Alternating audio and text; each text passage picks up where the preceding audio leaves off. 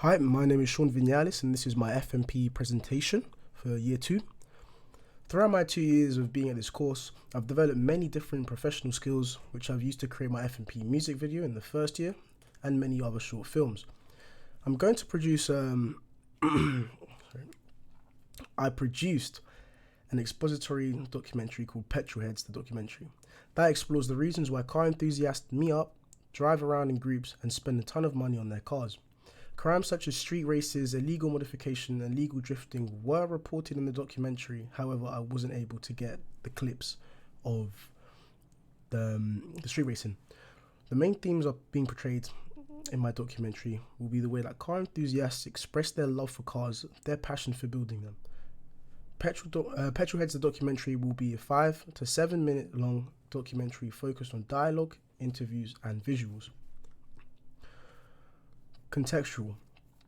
Firstly, I began researching modes of address to understand what similar products may have been achieved, how they've achieved them, and how I can improve my project with their pros and cons. In order to do this, I had to understand my mode of address, which is an expository documentary, and what its selling point is.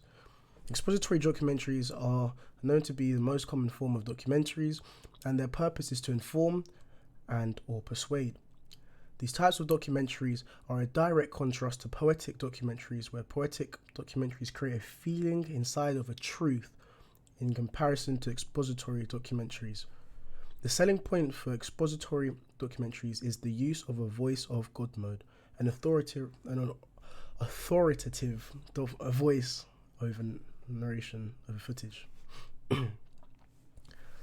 I've known a lot about cars and modifications prior to starting this project. However, I believe that if I wanted to truly understand my themes of passion and dedication, I had to indulge myself in the history of car modifications from the very beginning. This was successful as I learned much more about the history of cars and how car meets started to come along in the 1930s. People who owned 1929 to 1934 model cars would remove the running boards and either remove the fenders or replace them with light cycle fenders. Owners of later model cars would add fender skirts, alter their suspension, or sometimes replace the engines. During this early era of car customization, the paint jobs on hot rods were very plain and simple, and more colourful hot rods began to emerge gradually. These actions from the community nearly a decade ago truly resemble the resolve and dedication we have for our community today. I researched 2 similar projects called Boy Racer Fast and Furious in the UK and The Enthusiasts, the True Story of UK Culture, which allowed me to critically analyse my competitors' target audience, and I noted down things from their projects that weren't successful and why. Looking back now, I strongly believe that I should have researched different sports and activities which are very popular within the car community, such as drifting and motor racing. My project would have attracted more car enthusiasts that may not have been as fond as car meets to my project, increasing my audience interaction if I proceeded with that research. However, the reason I didn't decide to conduct this research was because the audience who tend to enjoy these events are typically older than my targeted audience. Including the research would have complicated the context, leaving a confused audience. I strongly believe that I carried out a sufficient amount of research, as I covered the main steps into car culture that we have today, and I also researched big influences on the car culture, such as Fast and Furious franchise and JDM. With a higher budget, I would have been able to interview professional contributors that would have expanded my research. This is my context folder. This is where I have my documentary script. Since I created a documentary, it was much more easier to do a script, since we have to do it a specific way, a shooting script, instead of a normal script that you would make in a film. I created two files. Since my documentary was only 5 minutes, I didn't have as many different time, video and audio stamps. This is my 1-page proposal where I spoke about how how Calmies kind of came around. I gave a brief description of what I plan to do and how I plan to execute portraying my motions and themes. This is my pitch, where I've just mainly jotted down. Essentially what I wanted to research into as well. So this is basically prior to my research report. I gave a brief description of my similar projects. And I also gave down methods of primary research and secondary research.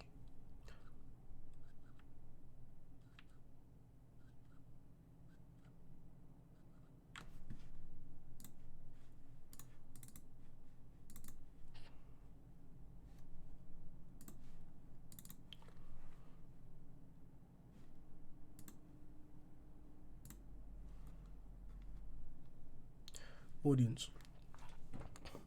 In my primary research, I conducted surveys to help me distinguish my specific target audience within my friends. Whilst researching primary techniques, I found out that surveys are the most successful ways in finding your target audience, as you can piece out your questions however you want. Preferably, I would have liked to use other methods such as a forum to help with my target audience research, since you can receive a variety of responses, although due to the lack of budget and contributors, I was unable to carry out this research. Nevertheless, the detailed surveys that I created were more than capable of identifying my audience. Using IMDb, I researched some similar products' demographics in order to understand the reason for choosing that particular demographic group, and if I should aim to the same target audience. IMDb is an amazing platform that has all different types of films and reviews which I use to conduct my secondary research. I specifically focus on the Fast and Furious franchise since our targets are really similar. My research was successful as I found out that my target audience has rated Fast and Furious films higher than any other group and have also conducted more reviews. I also researched the YouTube demographics and psychographics since that is the platform I'll be using to broadcast my documentary. Whilst researching about YouTube, I learned about sectors that attract the most views, trends and statistics, and how YouTube collects and manages their data. I could have researched how YouTube complete their copyright and restriction, however due to the lack of resources with a low budget, I wasn't able to receive those figures. Apart from those issues, I'm confident my research is sufficient as I explain in detail what my research is, why I have conducted it, and how it will benefit my project. So if we go to my research report over here,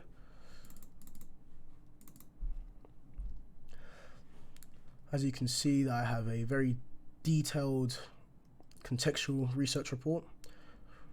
I spoke about modes of address. I gave a bit of a backstory on when modified cars started, how it really started off with hot rods in the 20s and 30s, then moved on to the 60s.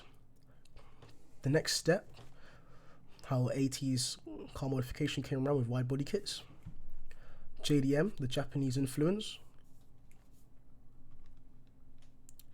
Spoke about two types of Honda Civics which are really popular back then, great for modifying cars.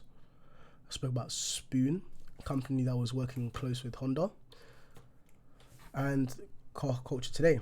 Inspirations to my project, as you can see, is the Fast and Furious franchise, two of the films.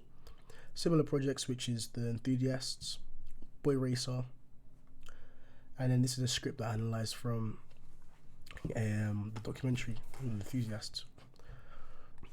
Coming up to my audience research, this is my primary research techniques. This is what I carried out. This is my first survey that I did on my project and see my target audience and what they thought of my documentary and my idea.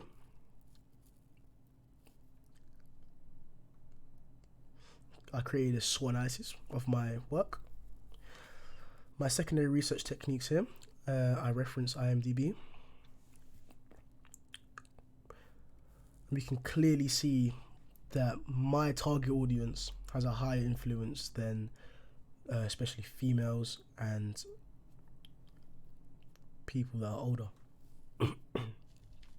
Here's where I spoke about YouTube and I gave some examples.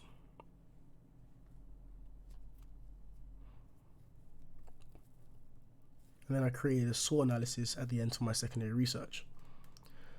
Now, moving back, visual research. For my visual research, I created a mood board to analyze color grading and camera angles. I compared typography with a similar product to review how the font affects the audience. I conducted experiments with HDR tools and Final Cut Pro to resolve my issue with color.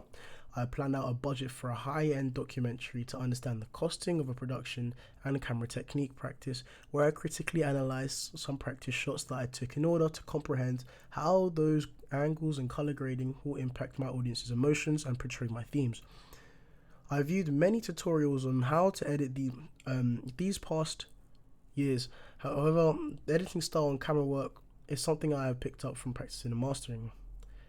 The amount of visual research I gathered was ample, and there isn't enough room for improvement.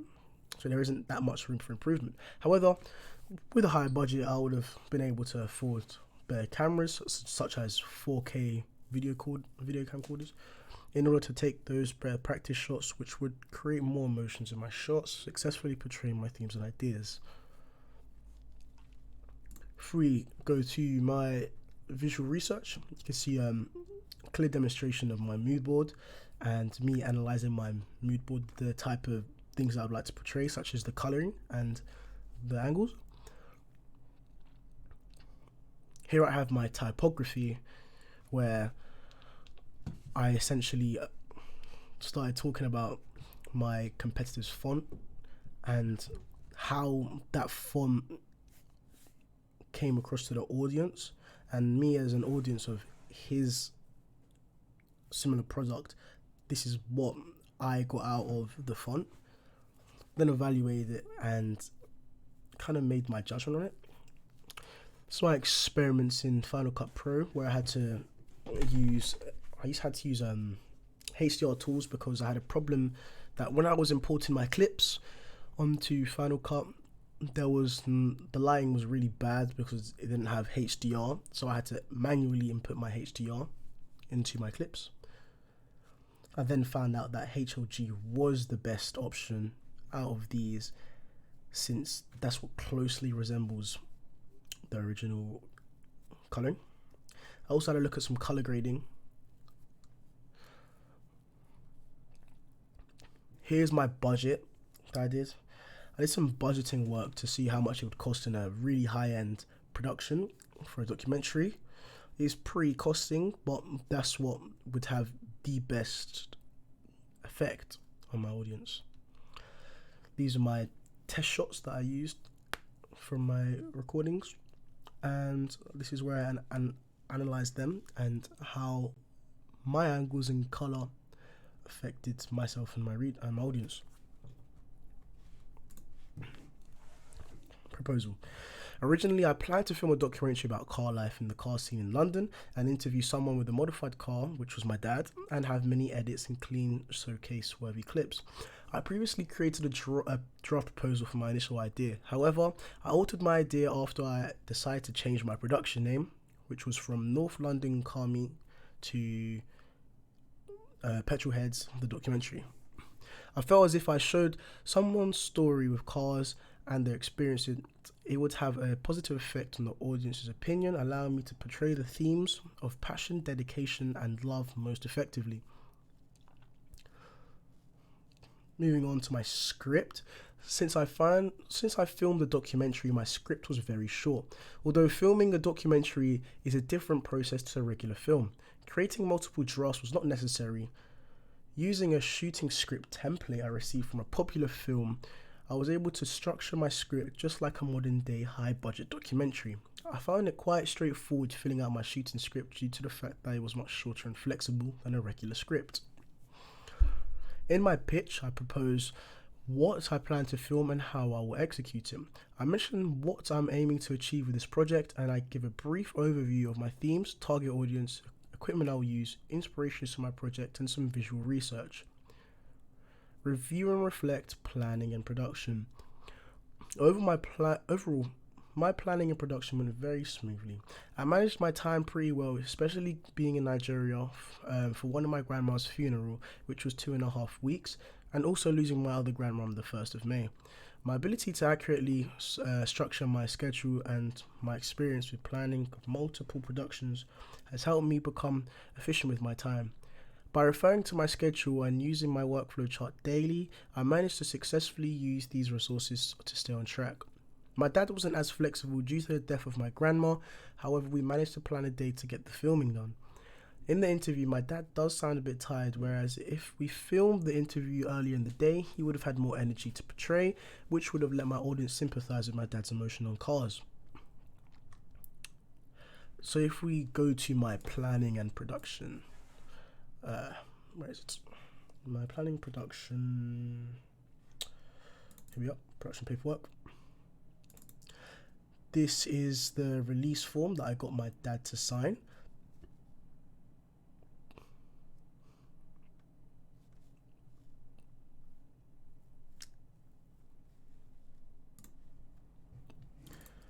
This is the call sheet that I created for my filming.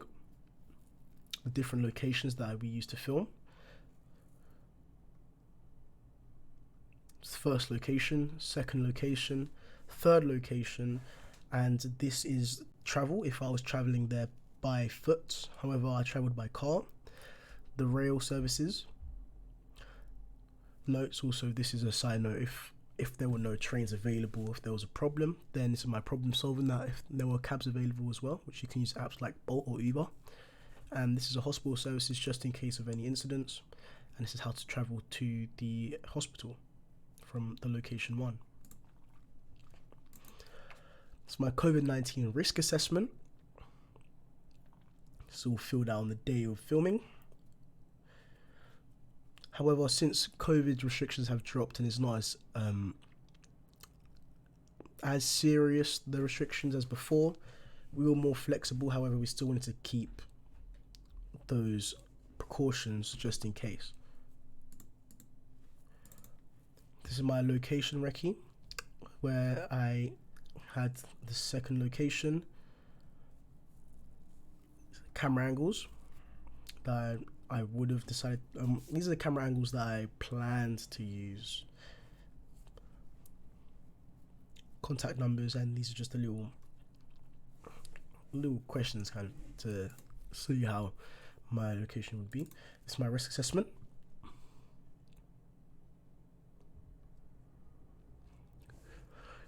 The main risks that I had when filming was at location 1, where my dog was being pretty loud while snoring. However, I did mention that in my edit, so I gave my audience a heads up. Problem solving. Whilst completing my problem solving log, I envisioned what could go wrong and created solutions for each problem. This is effective because if it gets to the day and the worst case scenario occurs, I can resolve each issue since I've already planned a solution. When it came to my production, I experienced quite a few issues, such as my personal camera having a defective internal lens, and the only way I could film was using my iPhone 13. At the car meet, I wasn't able to film all the clips that I wanted, so I arranged more shoots at the following car meets to ensure that I have enough footage to use for my documentary. The major problem I encountered was after unpacking the laptop after I landed in Nigeria. I soon came to realize the laptop was broken and wouldn't turn on. Therefore, I couldn't complete any paperwork. However, I rearranged my schedule, meaning I had extra work to do in the UK. However, I occasionally used my uncle's computer to get some paperwork done. Apart from these problems, the rest of the project was successful. So if I look at my problem solving, not practical, problem solving.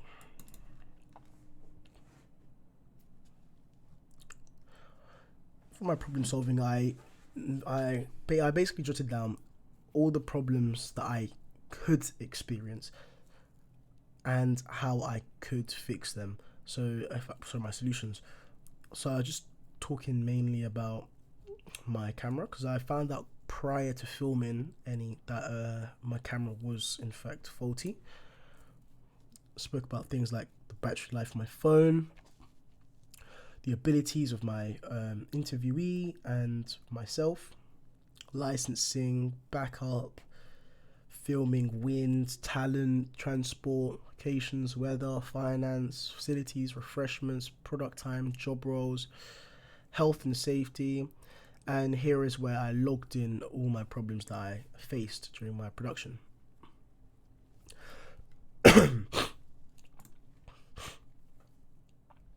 Practical skills. During my visual experiments, I was researching methods that I can use to improve my video quality during editing. I stumbled across a video which explained to me that the importing clips from my iPhone may cause color problems due to HDR. After further research, I found out a solution whilst I was playing around with the software, and I found HDR tools. The HDR tool allowed me to keep the same textures and color in my clips, and after testing each HDR tool setting, I realized that the HLG to REC 0.709 SDR closely resembled the original format. Luckily, I learned how to use this, or else my documentary would have not worked at all. My rough edit was very basic, sorting out the clips and finding something that works. However, after some trial and error, with some different clips, I planned out what I wanted in my head. I continued to add different effects, play around with my transitions, and add music to see what would fit my theme the best. Since my rough edit went very well, I decided to swiftly move on to my final edit. Furthermore, with the techniques and effects that I planned to use, I started piecing out my documentary. Having a clip of drifting at the start of the documentary allowed me to draw the reader in and keep them on their toes. Following by a clip of an interview, I was able to let my audience know what the topic is. My dad mentions the title and gives a definition which helps to portray my themes. Many edits and the way I structured my documentary successfully portrayed all my themes and ideas that I had planned. My final edit met all my criteria, however, a larger budget and production would have made the documentary even better. So if we go to my practical skills here, I do have my post-production evaluation and also a link to my final edit. Since I edited at college, I wasn't able to export and upload my edit to my YouTube channel. So this is my final edit. This is the part that I was mentioning about the intro. I felt I was very successful in drawing the reader's attentions, as I saw on my feedback. So when you are a petrolhead and you start to modify, to buy a fast car, and you start to modify cars to gain more performances and everything, you start to spending money, and you know you never end until you know reach what you want.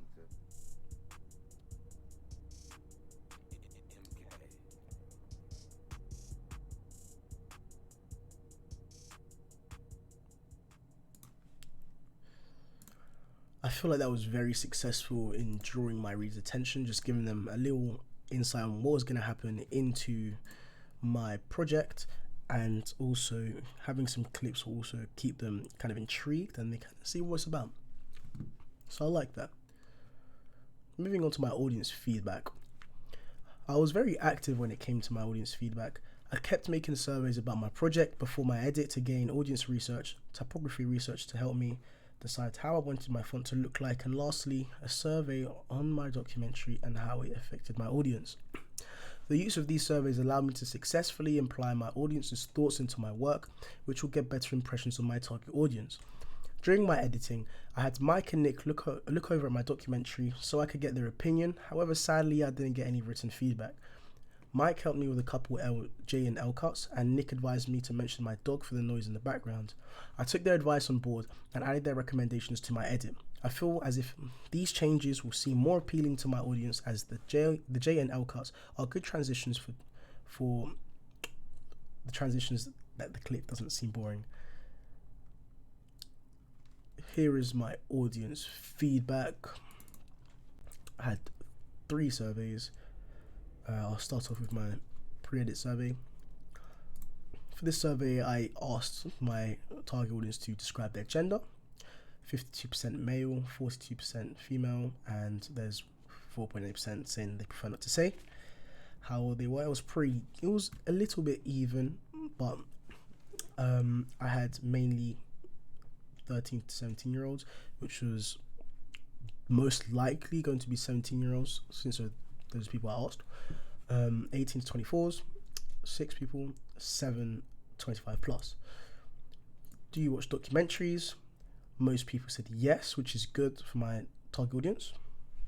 33% said sometimes, and then 14% said no. The majority of people did say crime documentaries, which is pretty good since it kind of fits with my themes. I asked them if they're interested in cars. 66% said yes, and 33% said no. And I asked them, would you be open to watching a 5-minute documentary about car culture? And 81% said yes, and 19% said no. This was very successful for my for a pre-edit survey, since I know how to kind of justify my audience and how I can separate them and ask them more questions. For my typography survey, I did ask the same what your gender was and what age category do you fall under, as I feel like those are standard questions that can help me also straight away separate what my target audience is, since it's males aged from 17 to late 20s. Then again, most of them said crime, murders, crime, criminal thriller, murder, crime, true crime. They usually watch their documentaries on YouTube, Netflix, which is good since YouTube is where I'm broadcasting my documentary. However, Netflix, I haven't got the budget for that, so I cannot put that on there. For my typography, they picked number 4, which I went with my Fmp. And then they spoke about their responses. That was pretty successful, as it allowed me to add their thoughts into my Fmp so they could kind of understand, feel more happy up. Then this one is my Fmp survey. So this is after I released my documentary, and I had 15 responses. The majority of them were over 31, since I couldn't access a lot of my friendship groups. The majority of them rated it a 8, following up by a 9, then a 10, a 7, then a 5. The majority of them, I received really good feedback from this survey. I was really impressed with the feedback I received. Most of them said everything was great. The cars, the documentary was very well researched and learned something new about cars. The picture choices of the cars and the range of cars covered, and the general composition and feel of the documentary. I enjoyed the humorous touches like the snoring dog. I liked how the interviewee was experienced in order to share his stories, also very good editing. It was interesting. I loved the intro, and the visual is very fascinating. How it showed images and data representations. The story about cars in Italy and the cost of upgrading cars. Understanding what Petrolheads is about and cost involved. The references to in Italy years ago. Motorinos and old classic cars. The way Sean was able to capture Franco's passion, you could feel the energy. I also liked the way cars were displayed as he was giving the interview. I liked the way it was presented with the various pictures in between conversations, made it more understandable. The wide range of shots to express the raw emotion behind Frank's story on how he got into cars, story behind where it all began. This was really good feedback, as it lines up with all my themes I wanted to portray and the emotions. I also did get mentions about Nick's feedback about the dog, which was pretty good as well. What didn't you like? Nothing I didn't like. I do like it. NA. Sometimes the narrator was a little bit difficult to understand. That is true, because my dad has got because he's foreign, he has a little bit of an accent. But I felt like if I was going to put subtitles, it would take me a very, very long time, since I couldn't have really the time to do that. The background noise reduced the quality of the interview. No different angle shot. Well, I can't say much, but couldn't understand much of what he's saying. How I couldn't really hear him speaking. No clear motive of the video and what it intends to educate the public at the beginning. Nothing was okay. A little more editing.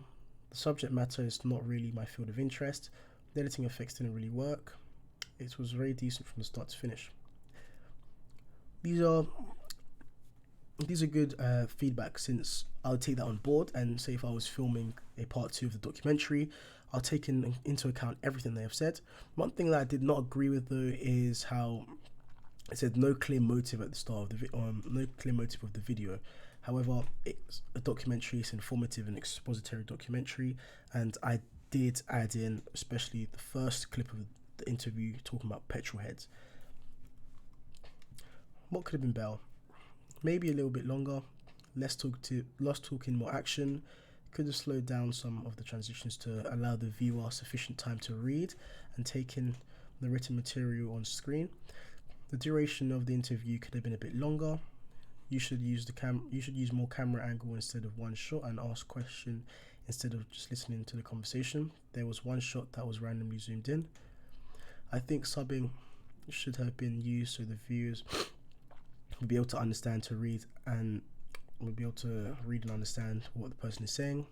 Adding a better mic, however, if people are trying to learn about it and they are not worried, then I would recommend it, as it tells you differences and uses data representation. Maybe to make videos educational with its motive. I don't know, a little longer. Subtitles, maybe give a little background of the subject matter to build in understanding. Better editing effects and maybe better text explaining the jargon. What your opinion on car culture after seeing this documentary? Really made me passionate about cars. Same. A better appreciation of car culture. Seems a costly hobby that those involved with it are firmly passionate about. Its level of history of cars. It's cool. Well, I think everyone has his or her own taste when it comes to cars. I don't drive, but I do love cars. Car culture has become very popular, and a lot of countries are beginning to understand the importance of it. How interesting it is to see the very beginning to modern day, and how people modify their own cars now to make them 10 times better. Amazing to know the exquisite car culture in Italy. Cost involved. It's an expensive hobby. More documentaries like this featuring real people talking about their passion, not professional drivers. I love cars, but the way the market and society is evolving, a lot needs to be taken into consideration, e.g. the ecosystem, electric cars, etc.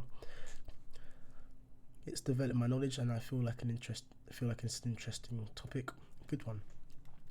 I would say that this survey worked really well, as it fit my feelings, my emotions and themes. Judging by that feedback I received, I know for a fact that my audience understood what I was trying to imply. Conclusion. In my proposal, I mentioned the main themes being portrayed in Petrolheads documentary will be the way car enthusiasts express their love for cars and their passion for building them. I'm certain that my project has portrayed each theme successfully due to the fact that I received many responses on my survey on how my audience learned new things about cars. They felt Franco's passion from the way he spoke and how they understood what Petrolheads are about. Here's some examples. Here are some comments left under the enthusiast, the true story of the car culture UK. This is mainly talking about how, just about the car culture in general. Comparing my responses to my competitors, we've both received similar feedback. We have both been able to portray passion and dedication whilst also giving the car community a positive look. After critically analysing my project, I'm extremely happy with how the themes were projected. I strongly believe that overall my production was good. However, a higher budget, I would have been able to increase the quality in all aspects, such as 4K cameras, pristine audio recording from expensive Rode mics, portable lighting, Sony Vegas editing software that would take the production to a professional standard. During these past 2 years, I've been building up my portfolio on my professional website with Wix. During this period, I've completed many projects which I've uploaded to YouTube and on my website. Each project has its own section where there is a detailed description and the video directly on the page. I'll show you my website now. I'm very proud of my website actually. Straight away we have my logo popping up. We have a little video in the background from year one. This is what I did. A nice 2-shot angle. So backstory of myself. We have my YouTube link and my Instagram link in the top right, and we have a clear title of everything that I've worked on. This is my filming YouTube, so my college YouTube channel, my personal YouTube channel, and my personal Twitch. This is where people would get in touch if they wanted to hire me. They'll enter there, or if they wanted to enter any inquiries. Starting off, we have my 72-hour challenge, workshops here, 5-shot rule, cloning and stitching, manual focus, edits. This is my limitations project, and this was my film noir project. This was my secret short film. This is my horror challenge.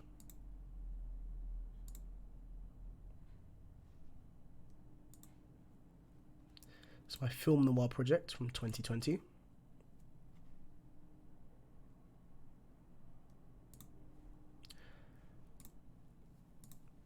And then this is my previous FMP. And then this was my FMP that I created this year. Scrolling through all of my different projects, I can clearly see the development of my camera skills, my camera angles, and everything that I look for. This was very, very successful, and it's been very successful 2 years. I feel like I've mastered techniques in filming, editing, camera angles, and coloring. Lastly but not least, this is my journal. I like to go through my journal to show my creative thinking and my process of creating this project. I spoke about my last year's project, and from there I just go and critically analyze and reflect on everything that I've all the piece of work that I created.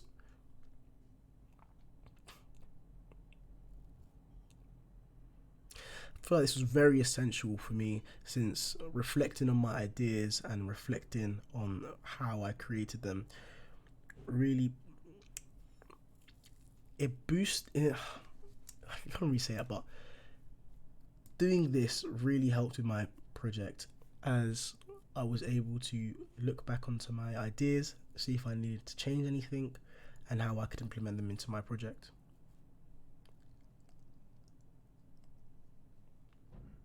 I feel like what separates this course from other usual media courses is that we do more professional UAL, university level things like a journal, which is just much better for a process of filmmaking. Yep, this has been my presentation for my Fmp Year 2. I really enjoyed this project, and hopefully there'll be many more projects to come.